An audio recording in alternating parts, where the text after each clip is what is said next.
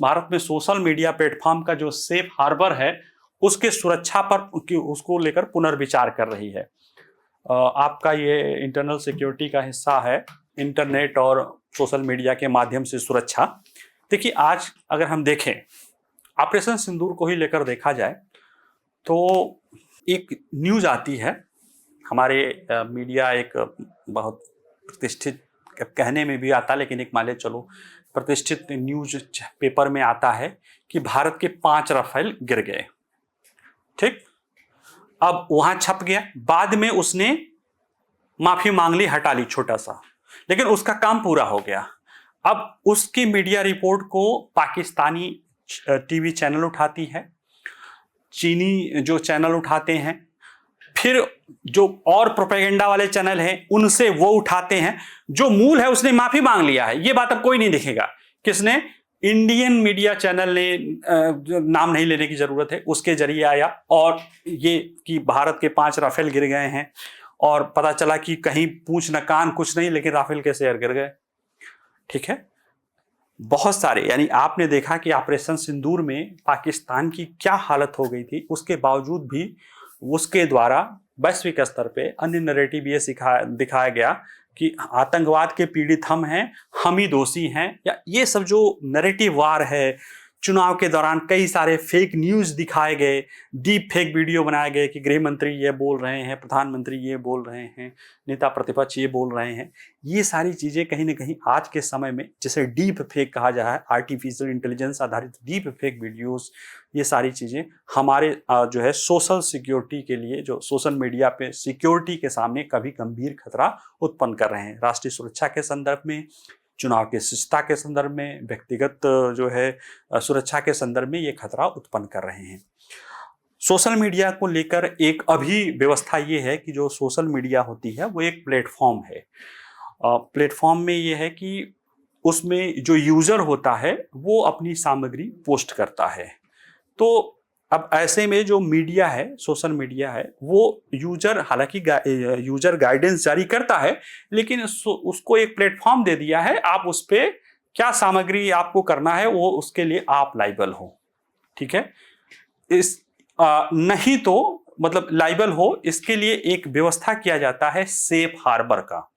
Safe harbour का मतलब है कि जो सोशल मीडिया प्लेटफॉर्म है या इंटरमीडियरीज जिसे कहते हैं, उन पर पेश की गई या उन पर पोस्ट की गई किसी भी ऑडियो, वीडियो या किसी भी एक सूचना, इकाई जो तथ्य है या फैक्ट है, उसके लिए वो सोशल मीडिया प्लेटफॉर्म जिम्मेदार नहीं होगी।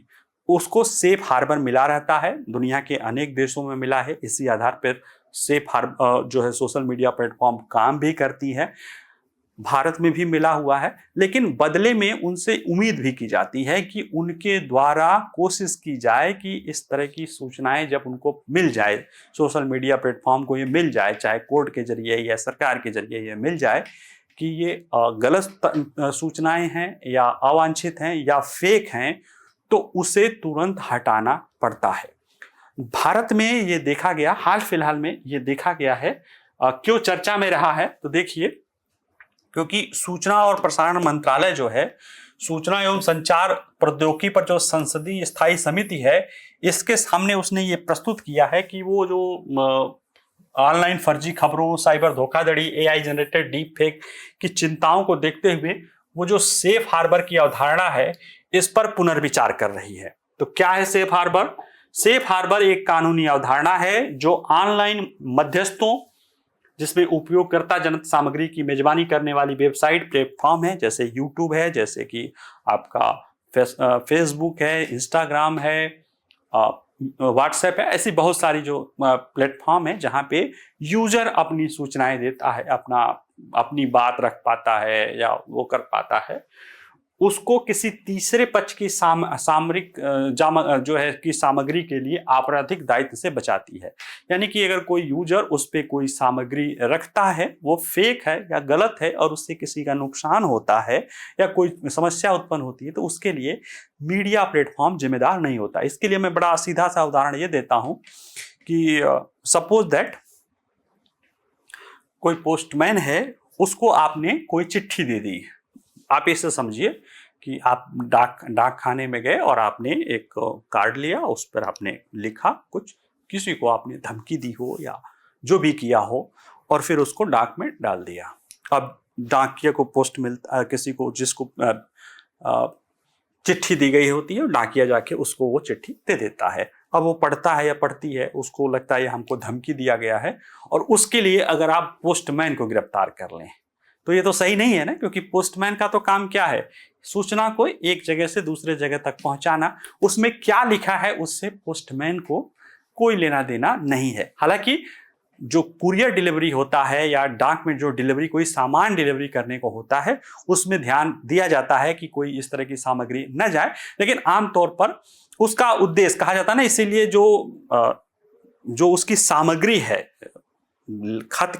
खत में लिखी हुई चीज के लिए डाकिये को नहीं मारा जाता है, क्योंकि डाकिया उसके लिए जिम्मेदार नहीं, उसका काम है केवल सूचना पहुंचाना। उसी तरह से ये जो सेफ हार्बर क्यों दिया जाता है, क्योंकि जो प्लेटफॉर्म होते हैं इनका काम है कि ये लोगों को मौका देते हैं अपनी विचारों को, अपने विचार और अभिव्यक्ति की स्वतंत्रता के तहत अपने विचारों को रखने के लिए, और ये बताते हैं कि आप अपनी जो भी, पहले तो कम्युनिटी गाइडलाइंस जारी करते हैं, उसके लिए वो मॉडरेटर आदि रखे हुए हैं।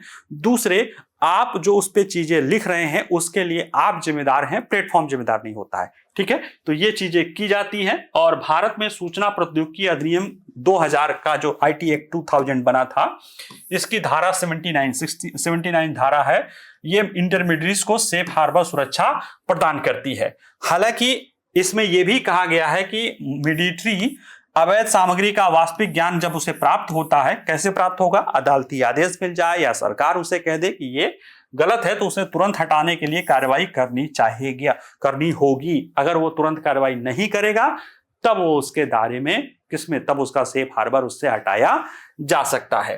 भारत में सेफ हार्बर को लेकर एक विनियामक ढांचा है। हमारे यहाँ पे आईटी मध्यस्थता दिशा निर्देश और डिजिटल मीडिया आचार नियम 2021 लाया गया था। इसमें प्लेटफॉर्म को एक नोडल अधिकारी नियुक्त करना पड़ता है जो भारत में ही रहने वाला हो, और समय समय पे कंटेंट को लेकर शिकायत की जो रिपोर्ट होती है उसके खिलाफ कार्रवाई प्रस्तुत करनी होती है। और सेफ हार्बर सुरक्षा बनाए रखने के लिए अनिवार्य है कि उसके पास एक नोडल अधिकारी हो। साथ ही साथ इसी में संशोधन नियम 2023 में एक संशोधित करके प्रेस इंफॉर्मेशन ब्यूरो के तहत एक जो है फैक्ट चेक यूनिट भी स्थापित की गई थी, जिसको लेकर comedian Kunal Kamra Mumbai high court में गए थे। वहां पे जो है 2 जजों की बेंच थी। पहले दोनों जज, एक जज था कि नहीं ये सही है, एक जज था गलत है, फिर बाद में एक और जज को उसमें जोड़ा गया, और अंततः जो है ये आया कि 2-1 के फैसले से ये कहा गया कि ये पीआईबी जो है फैक्ट चेक यूनिट का काम नहीं कर सकती है। बाद में उसको लेकर सरकार जो है सुप्रीम कोर्ट में याचिका दायर की हुई है। ठीक है, तो अब वो मामला चल ही रहा है।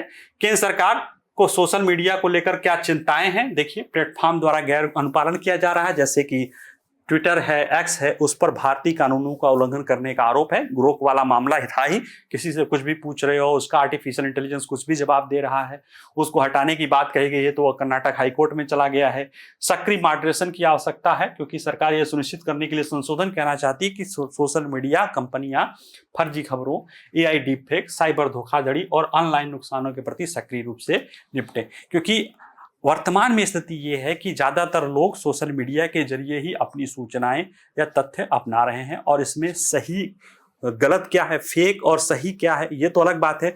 डीप फेक की जो अवधारणा है वो ऐसी आ गई है कि लोगों को काफी हद तक नुकसान पहुंचाता है, और सोशल मीडिया की खास बात है उसकी वायरलिटी, बहुत तेजी से उसका विस्तार होना, और ऐसे में नुकसान काफी बड़ा स्तर पे हो सकता है अगर उसको शुरुआत पर ही उस पर रोक न लगाया जा सके। यानी किसी न किसी स्तर पे इन पर एक मॉडरेशन करने की अवधारणा है जो कि ये काम करे। ठीक है, तो ऐसे में भारत सरकार इसको सेफ हार्बर सुरक्षा पर पुनर्विचार करने के लिए भी योजना बना रही है।